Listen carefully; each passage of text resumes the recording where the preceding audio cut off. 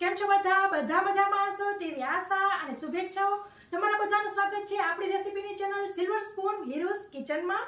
તો ચાલો આપણે આજે જોઈશું એક નવી વાનગી। આજે આપણે બનાવીશું મસ્ત તાંદળજાની ભાજીના ગોટા અથવા તો તાંદળજાની ભાજીના ભજીયા પકોડા। તો ફ્રેન્ડ્સ, વરસાદની સિઝનમાં બધાય અલગ અલગ જાતના ભજીયા બનાવતા હોય છે। હું જે મસાલા ઉમેરું છું તે મસાલા ઉમેરીને એક વખત આ ગોટા તૈયાર કરશો તો ફ્રેન્ડ્સ દીવાના બની જશો। એવા સરસ આ તાંદળજાના ભાજીના ભજીયા બને છે। મેથીના પાલકના બધાને ભૂલી જાવ એવા સરસ આ ભજીયા બને છે। તમને બતાવું, એકદમ જાળીદાર, તમે જોઈ શકો છો કેવી જાળી પડી છે તે।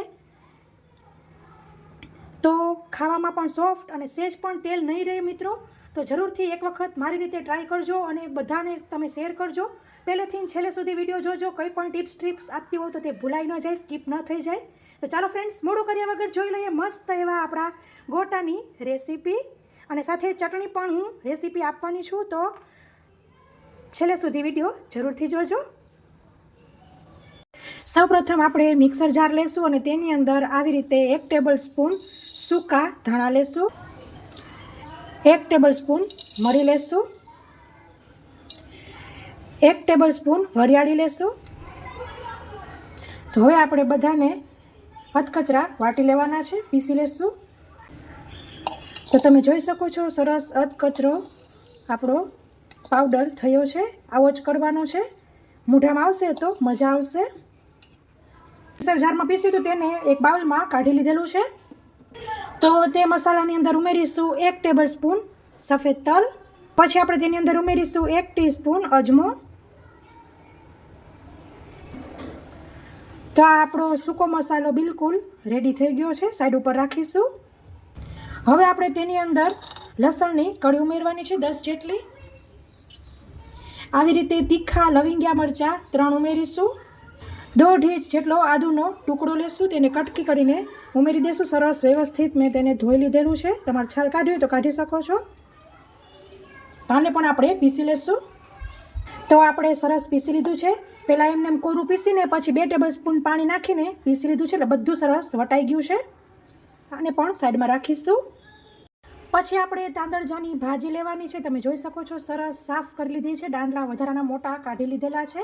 એ શું કપમાં મૂકીને આવી રીતે મૂકીએ તો ખાલી મૂકવાની જ છે, તો એવી રીતના 3 કપ થાય છે।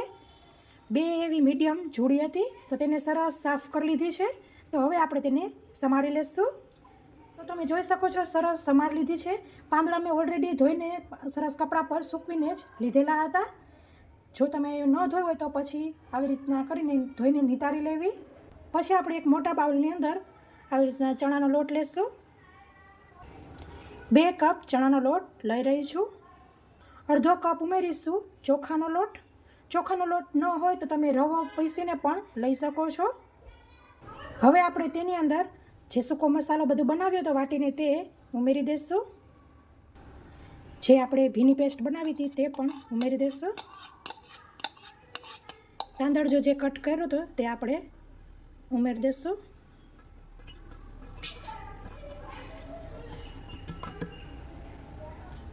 હવે આપણે બધું મિક્સ કરી લઈશું।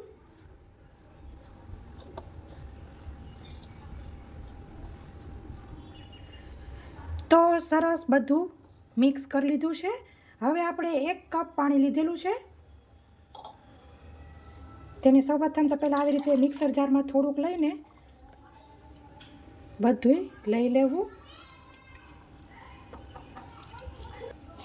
અડધો કપ પહેલાં ઉમેરીશું।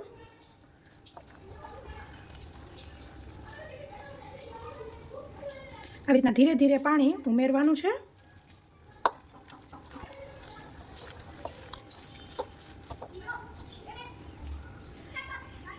તો હવે આવી રીતે બધું ભીનું થઈ ગયું છે, પણ આપણે જે બેટર બનાવવું છે તે બનાવીશું। તો તેના માટે ધીમે ધીમે જ હવે પાણી ઉમેરીશું અને એકદમ સરસ આપણે આવી રીતે એક જ દિશામાં આમ ફેરવીશું।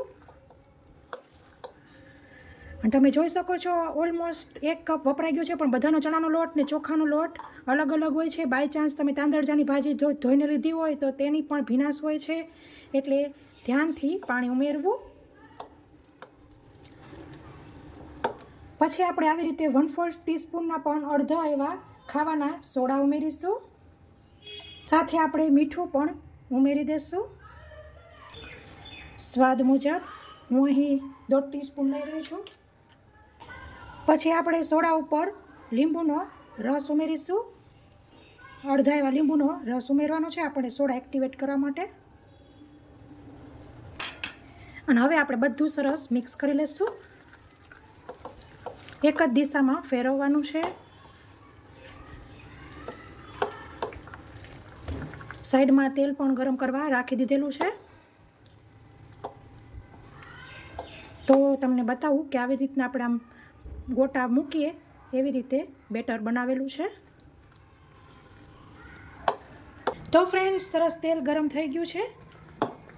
તો સૌથી પહેલાં થોડુંક ઉમેરીને ચેક કરી લઈશું. તો સરસ ઉપર આવી જાય છે. એને કાઢી લઈશું બહાર. તો હવે આપણે ગોટા પાડી લઈશું.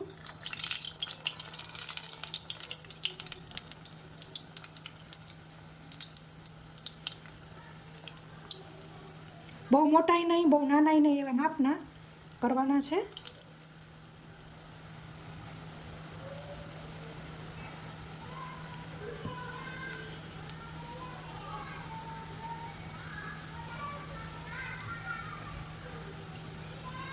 જેટલા કઢાઈમાં સમાય એટલા આપણે મૂકીશું.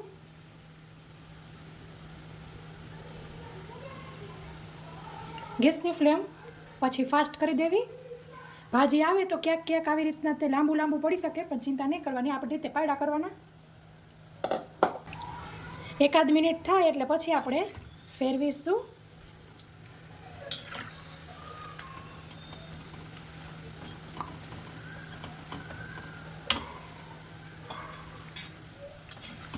પાછી 1 મિનિટ થઈ ગઈ છે એટલે ફેરવીશું.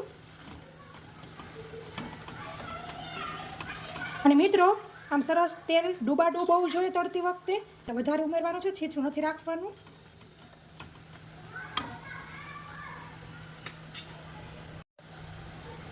તો તમે જોઈ શકો છો સરસ આપણા ગોટા તળાઈ ગયા છે. કાઢી લેશું.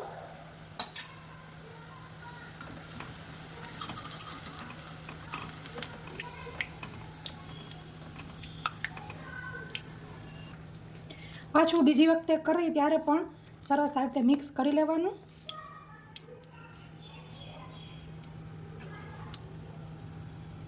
તો આમ બીજી બેચ પણ તળી લેશું.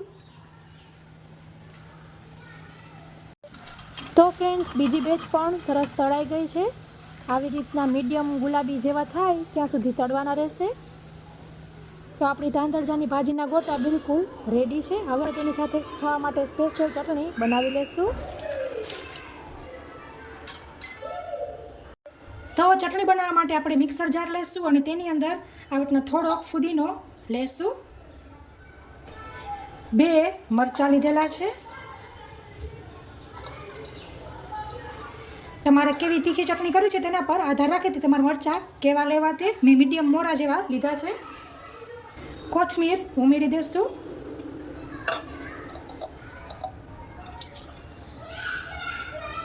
હવે આપણે તેની અંદર એક ભજીયું ઉમેરી દઈશું. નાનું હોય તો આવી રીતે 2 ઉમેરવા. તો મેં 2 લીધા છે. સાથે મસ્ત આવી રીતના પોળા જેવું દહીં ઉમેરીશું.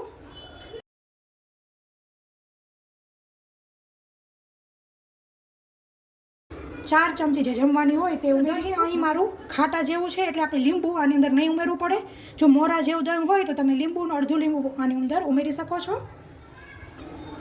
સ્વાદ મુજબ મીઠું, થોડીક એવી હળદર. તમારે જો આદું પસંદ હોય તો તમે આદું ઉમેરી શકો છો.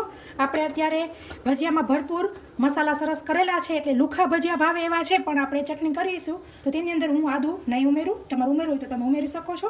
પીસી લેશું. તો ફ્રેન્ડ, સરસ ચટણી પીસી લીધી છે. સર્વિંગ બાઉલમાં લઈ લઈશું. તો ચટણીને કેચઅપને આપણે સર્વિંગ બાઉલમાં લઈ લીધા છે. ભજીયાને આપણે ઉમેરી દઈશું પ્લેટ પર.